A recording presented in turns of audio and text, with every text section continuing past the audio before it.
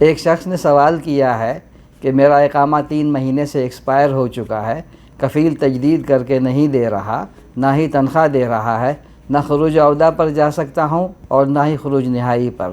ایسی صورت میں مجھے کیا کرنا چاہیے؟ محکمہ جوازات نے اس کا جواب دیتے ہوئے کہا ہے کہ آجر اور اجیر کے درمیان کسی بھی معاملے میں نزاع ہو جائے تو اجیر کو چاہیے کہ مکتب العمل میں جا کر تسویۃ الخلافات العمالیہ یا جس کو لیبر کوڈ کہا جاتا ہے وہاں جا کے رجوع کرے، اپنے تمام دستاویزات اور تمام ثبوت وہاں پر لے کر جائے۔ لیبر کورٹ میں موجود عملہ اس کے کاغذات کا جائزہ لے گا اور اگر ضرورت پڑی تو اس کے کفیل کو بلا کر اس معاملے کو رفع دفع کرے گا یا پھر نزاع کو ختم کر دے گا۔ اگر مسلسل 3 ماہ تک تنخواہ نہ دی گئی، اجیر کو اختیار دیا جائے گا کہ وہ جہاں چاہے اپنا نقل کفالہ کروا لے۔ مزید خبروں کے لیے وزٹ کیجیے urdunews.com۔